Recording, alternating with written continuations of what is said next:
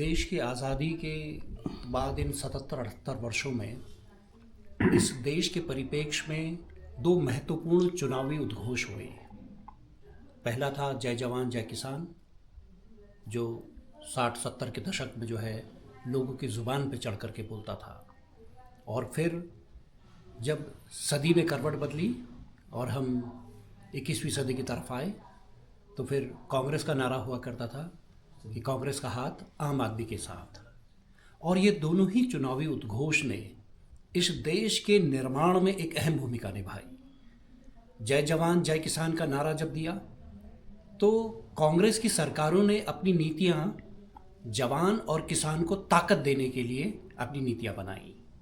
अगर हम जवानों की ही बात करें तो भारतीय सेना एक ताकत के तौर पर पूरे विश्व पटल पर उभरी, और चाहे वो 1962 का युद्ध हो, 65 का हो, 71 का हो और या कारगिल युद्ध हो, तो तमाम इन युद्धों में जो है भारत ने अपनी विजयी पताका फहराई, जिसमें हमारी भारतीय सेना की जो है अहम भूमिका रही। और उसके पीछे सरकारों ने भी भारतीय सेना को ताकत देने का काम किया। कुमाऊं रेजिमेंट के बारे में, मतलब उत्तराखंड के परिप्रेक्ष्य में बात करें तो Kumaon regiment, Garhwal regiment, Gorkha regiment, तमाम तरीके की रेजिमेंट रही।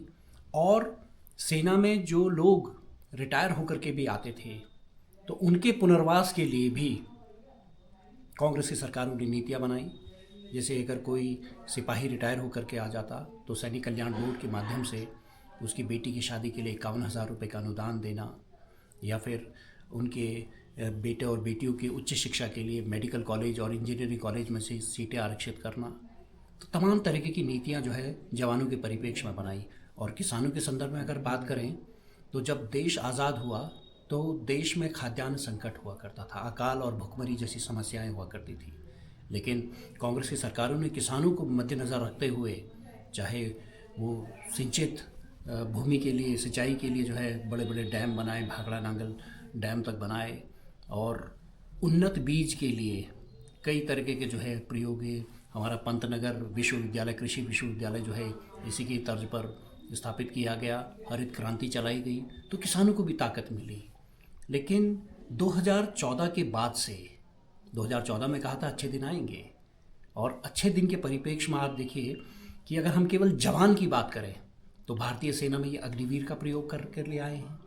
और आज देख लीजिए कि युवा जो एक समय में कितना लालायित होता था भारतीय सेना में भर्ती होने के लिए, आज जब से ये अग्निवीर योजना आई है पिछले 2-3 सालों में, तब से जो है युवा उस संख्या में, उस भावना के तहत जो है बड़ी संख्या में लालायित नहीं होता भारतीय सेना को ज्वाइन करने के लिए। हालांकि इस बजट में भी 16.5% जो है बजट बढ़ाया गया है सेना के लिए। लेकिन ये बजट केवल जो बड़े उपकरण हैं या हथियार हैं उनको खरीदने के लिए किया है। लेकिन जो सेना की असली ताकत हुआ करती थी, जो जवान जो ताकत हुआ करती थी, उसको तो कमज़ोर कर रहे हैं ये अग्निवीर जैसी योजना ला करके। और जो अग्निवीर के बाद जो घर आएंगे वापस, उनको न कोई पेंशन मिलेगी, न किसी तरह की कोई सुख सुविधाएं मिलेगी। तो इससे जो है जवान हतोत्साहित हो रहा है। आप बड़े बड़े हथियार कितने भी ले लीजिए, लेकिन जब तक उनको चलाने वाले हाथ मजबूत नहीं होंगे तो फिर कल्पना कीजिए कि हम किस तरफ बढ़ रहे हैं। तो जवानों की ये स्थिति करती है। और किसानों की अगर बात करें तो एमएसपी का वादा किया था किसानों को, जो है फिर से इन्होंने धोखा दे दिया, छल कर दिया उनके साथ। 2014 में कहा था कि 2022 तक किसानों की आमदनी दुगनी कर देंगे, और अब हम 2026 में आ चुके हैं और आज भी जो है किसान परेशान है। और अब तो इन्होंने अमेरिका के साथ जो ट्रेड डील की है, अब अमेरिका का जो किसानों का उपज जो है यहाँ सस्ती दर में जब लोगों को उपलब्ध हो जाएगा तो हमारे किसानों का जो उपज कौन खरीदेगा।